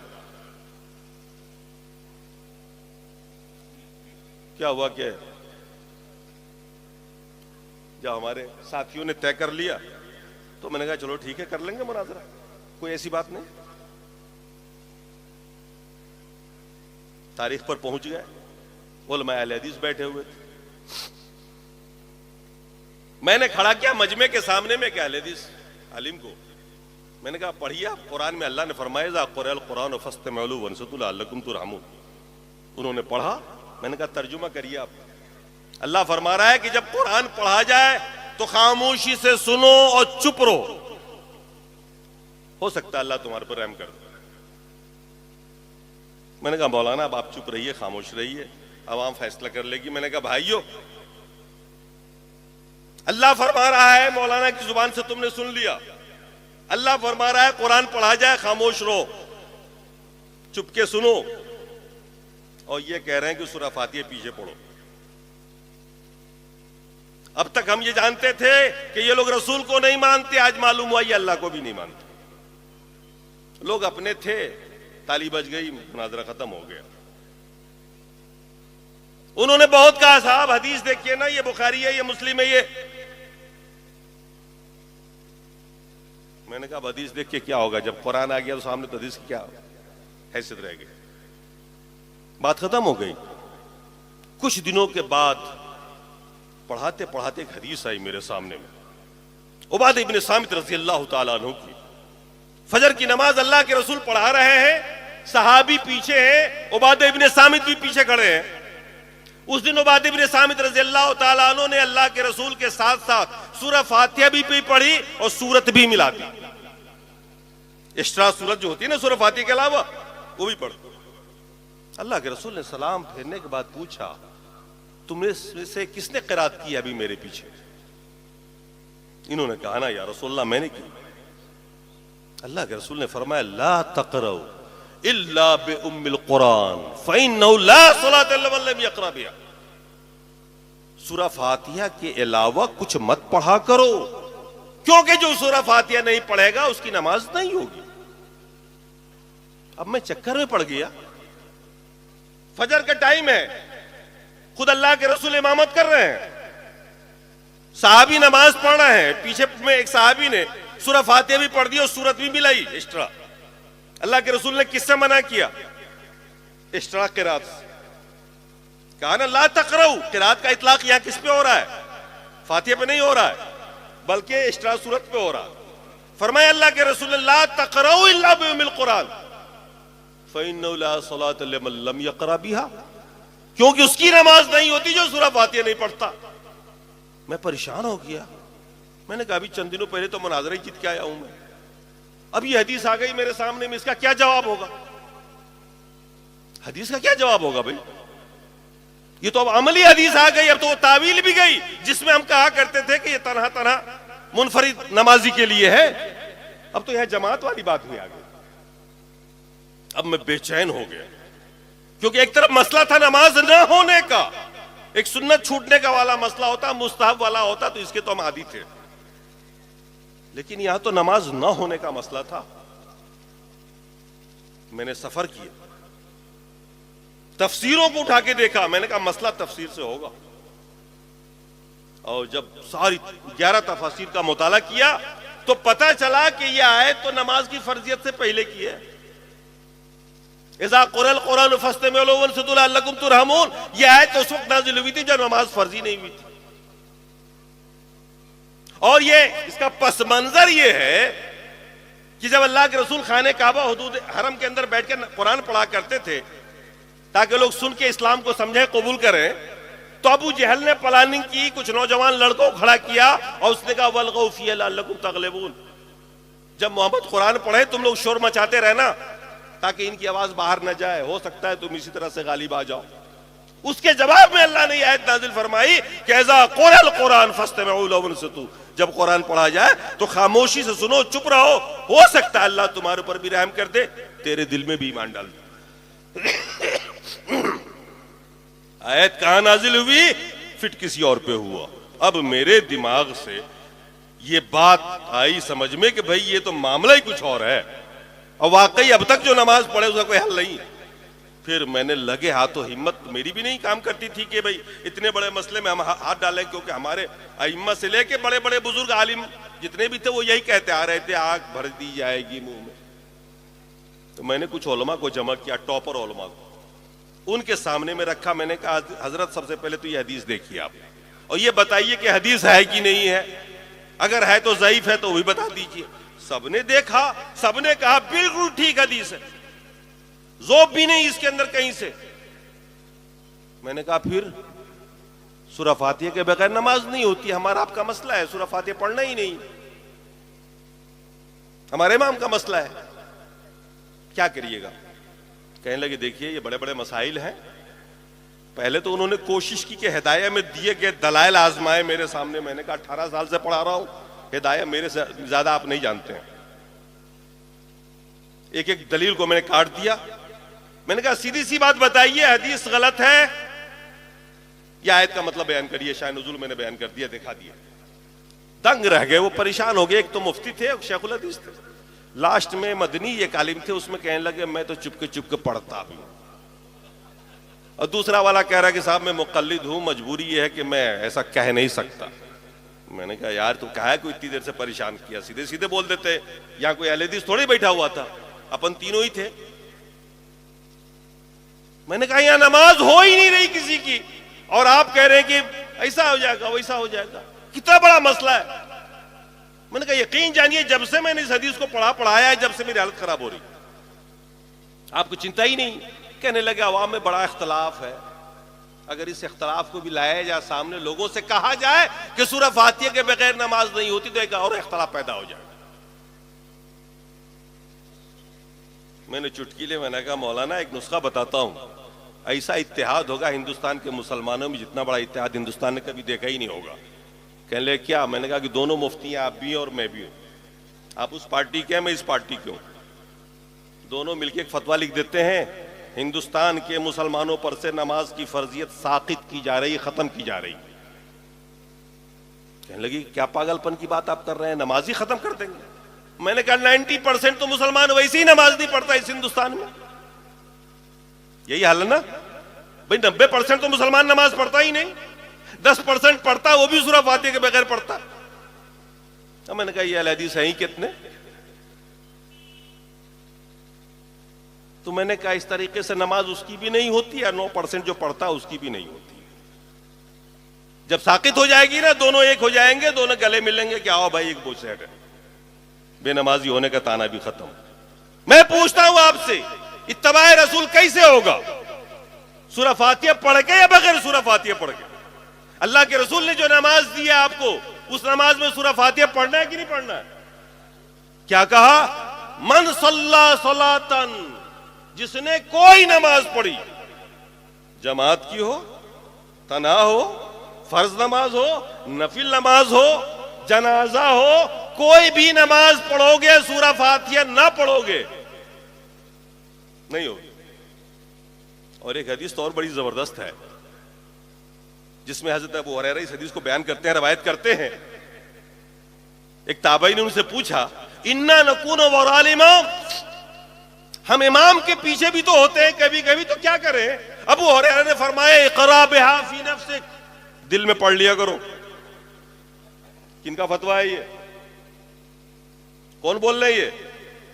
ابو ہریرہ صحابی رسول, ان سے بڑھ کر بھی کوئی ہو سکتا ہے شارح حدیث کا؟ ان سے زیادہ بھی کوئی حدیث سمجھ سکتا ہے کیا؟ یہ کہہ رہے ہیں اقرا بہا فی نفسک, دل میں پڑھ لیا کرو. اس کے بعد پھر لمبی حدیث آ گئی.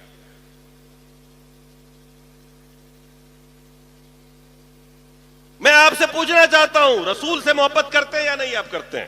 کرتے ہیں تو اظہار محبت کی شکل کیا ہوگی؟ اتباع رسول کر کے دکھائیے. نام کچھ بھی پڑ جائے اس سے مطلب نہیں. لیبل سے مت ڈریے. ہم لوگ لیبل سے ڈرا کرتے تھے. یہ تھی ہمت ہی نہیں تھی. اگر کر دیا نا تو دوسرے کو روپ میں ڈھکیل دیے جائیں. اگر آپ کو چاہیے کہ آپ کی نماز اللہ کے قبول ہو, آپ کی نماز کامیاب ہو, اللہ تعالیٰ کی بتائی ہوئی نماز آپ پڑھیں, آپ کے ماڈل یا آئیڈیل نے جو نماز بتایا ہے وہ نماز پڑھنا چاہتے ہیں, تو پھر سورہ فاتحہ پڑھنا ہی پڑے گا اور اتباع رسول کرنا ہی پڑے گا, جبھی وہ نماز قبول ہوگی, ورنہ نماز قبول نہیں ہوگی. محبت رسول کیوں اور کیسے, یہی نا میرا موضوع ہے, یہی میں دکھا رہا ہوں. کیسے آپ کریے گا محبت رسول سے؟ نعرہ نہیں لگانا ہے, عمل کر کے دکھانا ہے. مت لگائیے آج کے بعد نعرہ, بس چل کے دکھا دیجیے. آپ سنت پر ایک ایک چیز کو کر کے دکھا دیجیے, جو رسول نے کیا, جو فرمایا, جیسے کہا ویسے کر لیجیے آپ. اور یہ بوجھ مت ڈالیے دماغ پر کہ بڑے بڑے علماء نے کیا کیا, یہ اتنے سارے لوگ کیا ہوگا. ارے اتنے سارے کا کیا ہوگا, آپ کا کیا ٹھیکہ ہے؟ آپ کا ٹھیکہ بس اتنا ہے کہ قرآن و حدیث پہ چلنا ہے, بات ختم ہے. دنیا کیا کر رہی ہے, یہ جرأت نہیں ہے. جرأت پیدا کریے. صحابہ کے سامنے میں جرأت کرتے تھے تابعی لوگ آ کر کے. ثبوت حدیث لیجیے بخاری شریف کے اندر, حضرت عبداللہ بن مسعود رضی اللہ عنہ سے روایت ہے, فرماتے ہیں لعن اللہ الواشمات والمتشمات والمتنمسات والمتفلجات للحسن المغیرات خلق اللہ فبالغ ذلك امرأة بن اسد يقال لها ام يعقوب فجاءت فقالت انه بلغني انك لعنت كيت وكيت قال وما لي ما اعلن عليه من لعن الله قالت انی قرأت ما بین دفتین فما وجدت فیہ ما تقول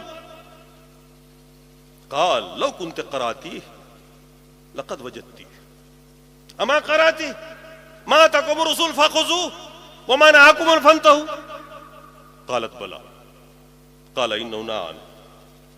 یہ بخاری کی روایت ہے, امام بخاری کی, صفحہ 725 کو اوپر جا کے دیکھ لیجئے گا. جرأت میں دکھانا چاہتا ہوں. عبداللہ بن مسعود رضی اللہ تعالیٰ عنہ نے لعنت بھیجی کس کس پہ؟ الواشمات والمعتشمات, گودنا گودنے والی پر اور گودوانے والی پر, کہ اللہ تعالیٰ اس خاتون پہ لعنت بھیجتا رہتا ہے جو گودنا گودواتی ہے یا گودتی ہے. والمتنمسات, جو بھووں کے بال کٹواتی ہے, باریک بنواتی ہے. والمتفلجات للحسن, اور حسن بڑھانے کے لیے دانتوں کے بیچ میں خلا کرواتی ہے.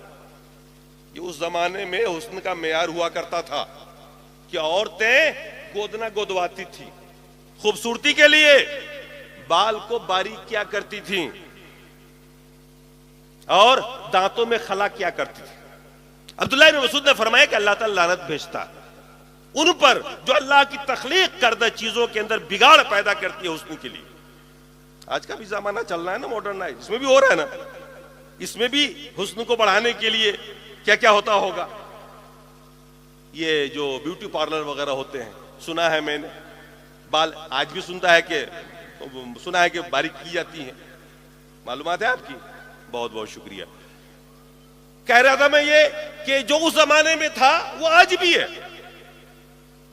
وہ جہالت عود کر کے آ رہی ہے, پہلے کے مقابلے جو پہلی جہالت تھی نا وہ سب اس زمانے میں آ رہی.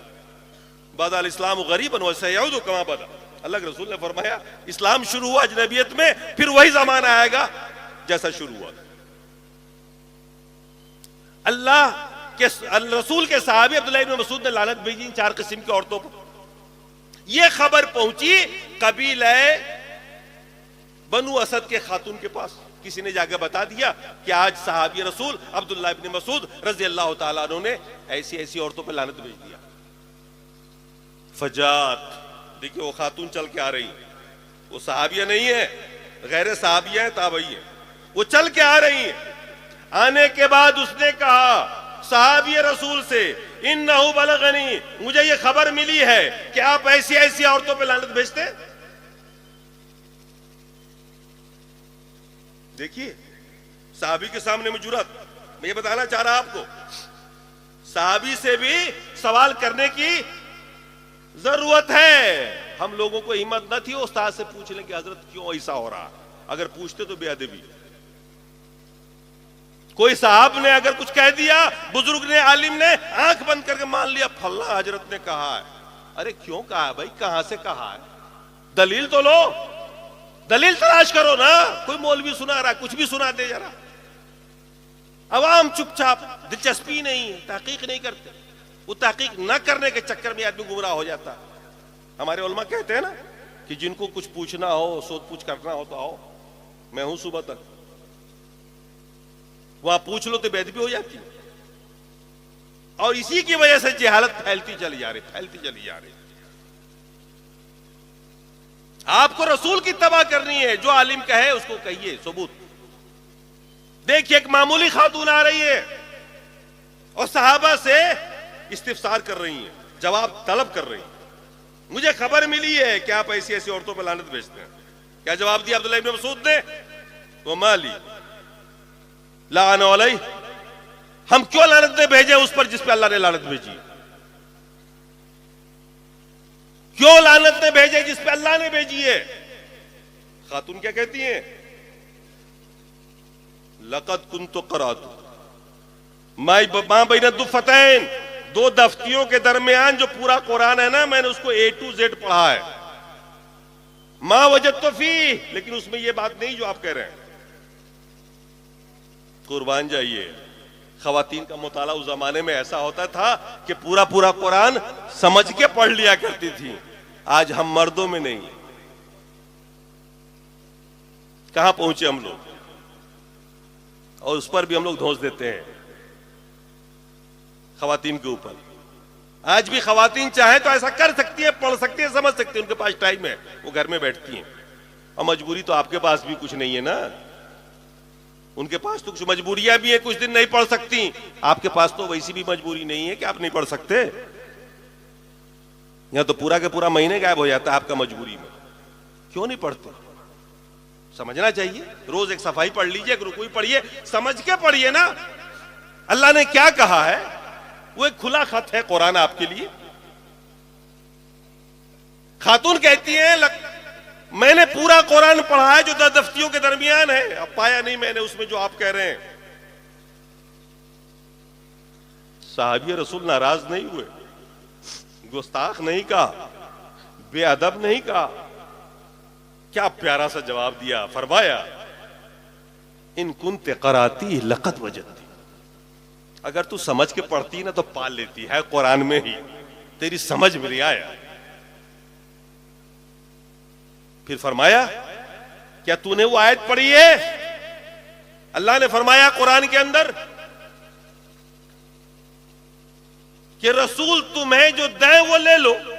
ما آتاکم الرسول فخذوا وما نہاکم عنہ فانتہوا. اللہ تمہیں جو دیں، رسول جو تمہیں دیں لے لو، اور جس سے روک رک جاؤ. کیا تم نے وہ آیت پڑھی ہے؟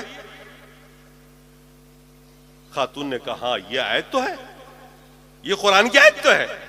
فرمایا اللہ کے رسول نے منع کیا، لعنت بھیجا ہے. سے رسول نے دیا نا، اور رسول نے جو دیا گویا اللہ نے دیا، تبھی تو رسول نے بتایا. قرآن میں بھلے وہ چیز کھل کر نہیں ہے، لیکن ہمیں تو یہ بتا دیا گیا ہے نا کہ ما آتاکم الرسول فخذوا، جو رسول دیں وہ لو، جن سے روک دے رک جاؤ. کھل کے بتایا گیا نا. اب سمجھ میں آیا خاتون کی کہ یہ تو قرآن میں ہے. یہ ہماری سمجھ کا پھیر ہے کہ ہم نے سمجھا ہی نہیں، ہم پہنچے نہیں وہاں تک. میں اس حدیث سے صرف یہ دکھانا چاہ رہا آپ کو کہ آپ کے اوپر یہ بندش نہیں ہونی چاہیے کہ فلاں حضرت نے کہا ہے، چلنا حضرت نے کہا. یہی وجہ ہے گمراہی کی کہ میں کیسے جرأت کروں. آپ پابند قرآن و سنت کے ہیں، آپ کا ایمان لا الہ الا اللہ محمد رسول اللہ پر ہے. آپ نے اللہ سے یہی معاہدہ کیا ہے نا کہ تیرے عبادت میں کسی کو شریک نہیں کریں گے اور تیرے رسول کے علاوہ کسی کو رسول نہیں مانیں. یہی معاہدہ کیا نا, اسی پہ عمل کرنا پڑے گا نا. ہدایت چاہیے تو ایسے ملے گی, اور محبت رسول چاہیے تو ایسے ملے گی. اظہار محبت کا طریقہ یہ ہے کہ ساری بدعتوں کو پس پوش ڈال دیجیے. ارے ہم لوگوں کے سامنے تو ایک معمولی بدعت آ جاتی ہے نا, سامنے جہاں کرنے کو کہا جاتا ہے تو روح کانپ جاتی ہے ہم لوگوں کی. کیوں؟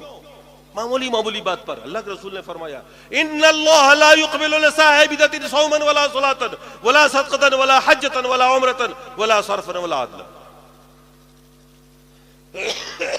یخرج من الاسلام کما یخرج الشعر من العجین. اللہ کے رسول نے فرمایا بدعت کرنے والے کی اللہ تعالیٰ نہ نماز قبول کرے گا, نہ روزہ, نہ حج, نہ زکوٰۃ, نہ کوئی فرض, نہ کوئی نفل, اور وہ شخص اسلام سے ایسے نکل جائے گا جیسے گودھے ہوئے آٹے سے بال نکل جاتا. آٹا گودھیے, اس میں ایک بال ڈال دیجئے اور کھینچ لیجئے اس کو. آپ بتا سکتے ہیں کہ بال کس جگہ سے کھینچا گیا؟ 10 منٹ کے بعد اگر آپ سے پوچھے تو بال اتنا باریک ہے کہ آپ کہیں بھی رکھیے, کھینچ لیجئے, 10 منٹ کے بعد آپ وہ جگہ نہیں بتا سکتے. اس دور میں لوگ مسلمان نظر آتے ہیں, اسلام اندر سے غائب ہے. کیوں؟ اس لیے کہ اتباع رسول نہیں ہے. محبت رسول کا نعرہ, یہ وہ جو باتیں ہیں جو میں آپ بیتی کہہ رہا ہوں, جو خود میرے اوپر بیتی ہوئی, جس سے میں سمجھا کہ اسلام کیا ہے. میں حدیث پڑھاتا رہا, ان کتابوں کو پڑھاتا رہا اور سمجھ میں آتا رہا. ہمارے سامنے بھی بات وہی تھی جو آج ہے کہ اگر ہم حق بول دیتے ہیں تو ہمارے ساتھ یہ ہوگا, وہ ہوگا. حق پر چلیں گے تو سماج ہم کو یوں کر دے گا, علماء یہ کر دیں گے, لوگ یہ کر دیں گے. لیکن میرے سامنے میں ایک مسئلہ تھا کہ مرنا تو مجھے بہرحال ہے اور جانا اللہ کے پاس ہے. میرے کھاتے میں نماز نہ ہو, میرے کھاتے میں اتباع رسول نہ ہو, اتباع رسول کے بجائے کچھ اور کی اتباع ہو, نماز ہماری فالتو چلی جائے, تو اللہ کے ہم کس منہ کو لے کے جائیں گے؟ اب سوچئے, عملی تجربہ. آپ لوگ پوچھتے رہتے ہیں کہ آپ اہل حدیث کیوں؟ ارے میں اہل حدیث ہوا ہی نہیں تھا کبھی. میں نے تو دین کو جب سمجھا, جب میں نے تضاد دیکھا نا, حدیث و قرآن کا ٹکراؤ دیکھا, اور میں نے فیصلہ کر لیا اندر ہی اندر کہ میں قرآن و سنت پہ چلوں گا, صحابہ والا اسلام. مجھے کیا پتا تھا اہل حدیث کیا ہوتا ہے؟ ہم کو تو بچپنے سے پڑھایا گیا کہ اہل حدیث گستاخ رسول ہوتا ہے, یہودی ہوتا ہے, رسول کو مانتا ہی نہیں. اس لیے ہم نے کبھی جھانک کے دیکھا ہی نہیں. کسی اہل حدیث کو دیکھتے راستہ موڑ لیتے تھے کہ سلام نہ کرنا پڑ جائے, بھیا ان کے سلام سے نکاح ٹوٹ جاتا. وہ یہی سکھا رکھا تھا, دھوکے میں سلام کر لیا, بیوی ہاتھ سے نکل جائے گی. جب ہدایت ہم کو ملی, ہم نے جب سمجھا کہ قرآن و سنت پر چلنا ہی دین ہے, ہم نے چپکے سے استعفا دیا, گھر پہنچ گئے. تو 2 سال کے بعد میری تقریر ہو رہی تھی, کہیں پر ایک اہل حدیث نے سنا, اور اس نے مجھ سے کان میں آ کر کہا کہ حضرت, صبح میرے گھر آیا, اس نے کہا کہ آج جو آپ نے تقریر کی ہے نا, وہ بالکل میرے مولوی جیسے کی ہے. تب دل میں خیال آیا اس کے مولوی کو بھی آزما کے دیکھیں, اور دیکھا, اور تب پتہ چلا کہ یار ہم تو اہل حدیث ہو گئے. یہ اہل حدیث ہونے کے کئی سال بعد مجھے پتہ چلا کہ میں تو اہل حدیث ہو گیا. ورنہ تو ہم ڈر کے, مطلب جسے ہوتا ہے نا کہ ہماری یہاں ایک کہاوت ہے کہ دودھ کا جلا چھاچھ کو بھی پھونک کے پیتا. دودھ سے کسی دن منہ جل جائے نا بلی کا, تو چھاچھ کو بھی پیے گا, تو پھونک پھونک کے پیے گا, کہیں یہ بھی نہ جلا دے. تو ہم تو اتنا حساس ہو گئے تھے کہ ہم تو ایک ایک چیز سوچ سمجھ کر کرتے تھے, قرآن و سنت کو دیکھتے تھے, اور ہم باقاعدہ تجربے کے لیے ان کے بیچ میں گئے. احمدیہ سلفیہ ایک مرتبہ گئے صرف یہ دیکھنے کے لیے کہ یہ لوگ نماز کیسے پڑھتے ہیں. جو ترمذی میں پڑھایا ہوا تھا مشکات میں, جو ایک ایک آداب نماز کے, تو ان میں سے ہر آدمی کو دھیان دیتا رہا کہ ایک ایک ادا جو ان کی رسول سے مل رہی, کیونکہ سب حدیث میں پڑھا چکا تھا. تو قدم بقدم آگے بڑھتا رہا, دیکھتا رہا, اور میں ہو گیا وہ اسلام میں نے قبول کر لیا جو اسلام اللہ نے نازل کیا رسول پر, اور جو اسلام رسول نے صحابہ کو دیا. میں نے کہا مجھ کو اس کے علاوہ کچھ نہیں چاہیے, مجھے کسی کی تفسیر نہیں چاہیے, کسی کا بیان نہیں چاہیے.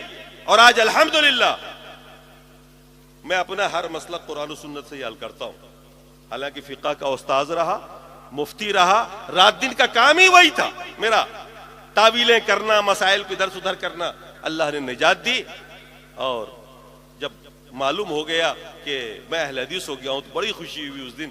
میں نے کہا یار دنیا میں اکیلا نہیں ہوں.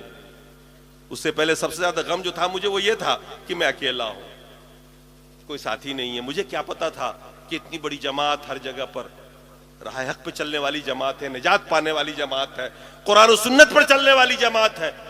یہ ہمیں علم نہیں تھا, اور اس کی وجہ یہ تھی کہ ہم آپ سے دور تھے, اور دور اس لیے تھے کہ ہمارے لوگوں نے یہی سکھا رکھا تھا کہ ان کے پاس مت بیٹھنا. اور جب ہوئے, اللہ نے ہدایت دی, کھلے, تو پھر مصیبتوں کے پہاڑ ٹوٹے. آج تک میرے اوپر سوشل بائی کارڈ ہے, لیکن میں نے کہا کوئی پرواہ نہیں, جنت ملے گی نا, ادھر کی گارنٹی ہے نا, ہو گیا. روزی کا مالک اللہ ہے. اللہ نے قرآن میں فرمایا وَمَا مِن دَابَّةٍ فِي الْأَرْضِ إِلَّا وَعَلَى اللَّهِ رِزْقُهَا. دنیا میں جتنی بھی جاندار چیزیں ہیں, روزی کا ذمہ اللہ نے کہا میرا. اللہ نے کہا نا, ذمہ لیا نا اس نے. آپ کی جنت کی ذمہ داری لیے کیا؟ آپ کی جنت کی بھی لیے کیا؟ لیے کیا کہ تو جنت میں ہر حال میں ڈال دوں گا؟ نہیں نہ لیے. اس کی فکر کرو جس کی نہیں لی ہے. اس کی فکر کیوں کر رہے ہو جس کی لی رکھی؟ تو روزی کی ذمہ داری اس کے اوپر. اب ہمارے بہت سارے ساتھی علماء ہیں, اس زمانے والے, ملتے ہیں, سمجھاتا ہوں, بتاتا ہوں, وہ سمجھ لیتے ہیں, بات مانتے ہیں کہ حق پر آپ ہی ہیں, سب کچھ ٹھیک ہے. لیکن بھئی آپ کے یہاں تو معاملہ بڑا خراب ہے, نہ نذرانہ ہے, نہ فاتحہ ہے, نہ میلاد ہے, وہاں تو لے دے کے سو کی تنخواہ ہے, ہمارا گھر نہیں چلے گا اس سے. وہ یہی کہتے ہیں. میں نے کہا ابھی تم مومن نہیں ہو, تم نے اللہ کو رزاق نہیں جانا, تم نے ان کو رزاق جانا ہوا ہے. میں نے کہا علماء اہل حدیث بھی کم موٹے نہیں ہوتے ہیں, وہ بھی کھاتے ہیں, اور عوامی ماشاءاللہ خوب کھا رہی ہے, اللہ کا روزی دیا ہوا ہوتا ہے. میں نے کہا ڈرو مت, اگر واقعی اللہ سے محبت کرتے ہو تو اللہ کے قرآن کو پڑھو, رسول کی حدیث کو پڑھو, اور آ جاؤ میدان میں, چل پڑو اس کے اوپر. کسی ملامت کرنے والے کی ملامت کی پرواہ مت کرو. دنیا کیا کہہ رہی ہے, خود کو یہ دیکھو کہ اللہ تمہیں کیا کہہ رہا ہے. یہ دیکھو اللہ تمہیں کیا کہہ رہا ہے. دنیا والے کہہ رہے تھے ابراہیم کو, کیا کہتے تھے ابراہیم کے بارے میں؟ کیا کہا انہوں نے جب حضرت ابراہیم نے ان کے وہ توڑا تھا نا؟ کہا کہ فتن, ایک نوجوان ہے جو ایسا ایسا بول رہا تھا. فتن قرآن میں آیا. لیکن اللہ نے کیا کہا ابراہیم کو؟ کانا امتن. اکیلے ابراہیم کو کیا کہا؟ امت کا. اکیلے ابراہیم علیہ السلام کو کیا کہا؟ لوگوں کی نگاہیں کیا دیکھ رہی تھی؟ ابراہیم ایک جوان ہے اکیلا, لیکن اللہ کیا دیکھ رہا تھا ابراہیم علیہ السلام کو؟ امت. خود کو آپ اللہ کی نگاہ سے دیکھنا سیکھیے کہ اللہ تعالیٰ آپ کے بارے میں کیا کہہ رہا, رسول کیا کہہ رہے ہیں, آپ کے بارے میں کیا چرچے ہیں آسمان پر. یہ مت دیکھیے کہ زمین پر آپ کے بارے میں کیا چرچے ہیں. جنت ادھر سے ملنی ہے, روزی وہاں سے ملنی ہے. سماج کو نہ دیکھیے, رشتہ داروں کو مت دیکھیے. یہ سب سے بڑی رکاوٹیں ہیں. یہی رکاوٹیں مشرکین مکہ کے سامنے میں بھی تھی. وہ بھی اسلام کو سمجھتے تھے, قبول نہیں کرتے تھے, کہتے تھے میں نے اپنے باپ دادوں کو ایسا کرتا ہوا نہیں دیکھا. میرے دوستو, خیر اسی میں ہے کہ اللہ کے پیغام کو پڑھو, چلو رسول کی حدیث کو پڑھو, اس کی اتباع کرو, دین پر چلو, اور کوئی جو قلادہ آپ کے گردن میں ہو نا, گردانی دوپٹہ, اس کو نکال کے باہر کرو. یہی ہے اسلام, اور یہی چیز اللہ کا شکر ہے اس اسٹیج سے آپ کو یہی پیغام ملتا ہے. یہاں اللہ اس کے رسول کے علاوہ کسی کی اتباع و اطاعت کی دعوت نہیں دی جاتی ہے. اللہ تبارک و تعالی ہمارے اور آپ کے مساعی جمیلہ قبول فرمائے, ہماری آپ کی کوششوں قبول فرمائے, اور ہمیں عمل صالح کی توفیق عطا فرمائے. ہمیں اور آپ کو مضبوطی کے ساتھ دین پر قائم رہنے کی توفیق عطا فرمائے. السلام علیکم ورحمۃ اللہ.